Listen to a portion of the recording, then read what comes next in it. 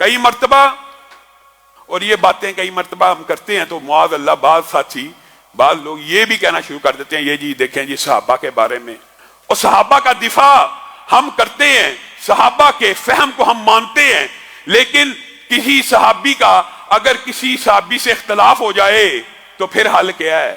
پھر حل یہی ہے کہ جس کی بات رسول اللہ کی حدیث سے میچ کرتی ہوگی اس کی بات کو لیا جائے گا، اور یہی صحابہ کا منہج ہے۔ صحابہ نے بھی کبھی ضد نہیں تھی کی، اگر رسول اللہ کی حدیث پتہ چل گئی، امی عائشہ کے متعدد واقعات رکھے، کیا صحابہ نے رجوع نہیں کیا اپنے اپنے موقف سے؟ اسی وقت رجوع کر لیا کہ امی عائشہ نے ہماری اصلاح کر دی، امی عائشہ نے ہمیں بتلا دیا۔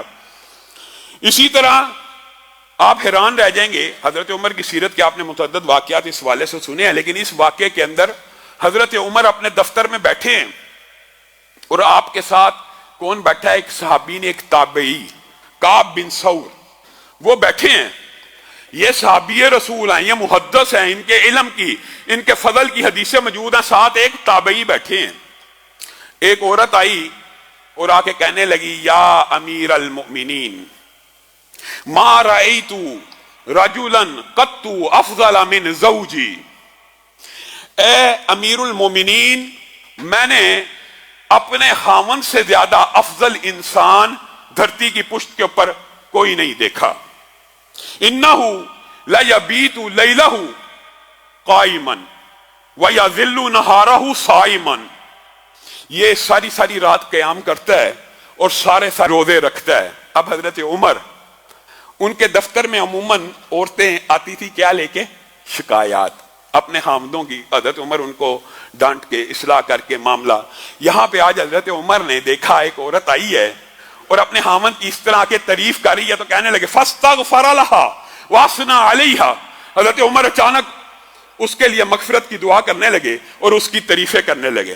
تو کمال عورت ہے، تو بڑی بہترین عورت ہے جس نے اپنے خامد کی آ کے یہاں پہ صفتیں بیان کی ہیں۔ مفہوم یہ ہے کہ یہاں پہ تو لوگ آ کے اپنے خامدوں کی شکایات لگاتے ہیں، تو آئی ہے تو اپنے خامد کی تعریفیں کری۔ حضرت عمر بھی اس کی تعریفوں میں لگ گئے اور اس کے لیے مغفرت کی دعائیں کرنے لگے۔ عورت چپ کر کے بیٹھ گئی، حضرت عمر کی دعائیں سن سن کے کچھ دیر بعد چلی گئی۔ کعب بن ثور اب بولے، تابعی ہیں، صحابی بھی نہیں ہیں، لیکن یہ بات تو کوئی بھی انسان ضروری نہیں کہ ہر بات ہی سمجھ جائے اور ضروری نہیں ہر بات ہی اس کی صاحب ہو۔ کعب بن ثور کہنے لگے، اے امیر المومنین ایک گزارش کرنا چاہتا ہوں۔ جی یہ عورت اپنے خامند کی اتنی شدید شکایت لے کے آئی تھی کہ جب سے میں آپ کے دفتر میں بیٹھ رہا ہوں اتنی شدید شکایت کسی نے نہیں کی۔ حضرت عمر ٹھٹک گئے، یہ کیا بات کہتا ہے؟ کیا واقعی ایسی بات ہے؟ کہا امیر المومنین وہ عورت نوجوان ہے اور وہ عورت شباب کے عالم میں ہے، وہ آپ کے سامنے اپنے خامند کی شکایت لے کے آئی ہے۔ حضرت عمر کہنے لگے مجھے تو ایسا نہیں لگتا، اس عورت کو بلایا جائے۔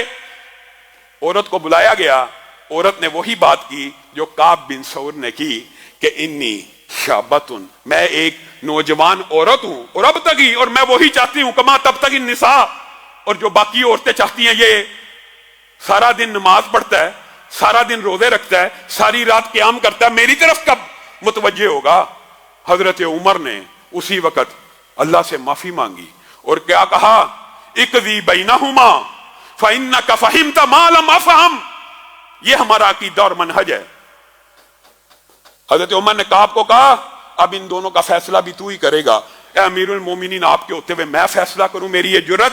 ہاں تو فیصلہ کرے گا، کیونکہ عمر یہاں وہ بات نہیں سمجھ سکا جو اللہ نے تیرے دماغ میں ڈال دی۔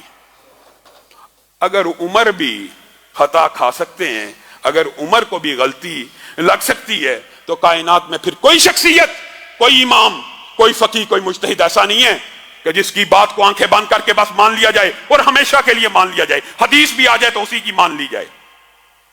یہ منہج درست نہیں ہے۔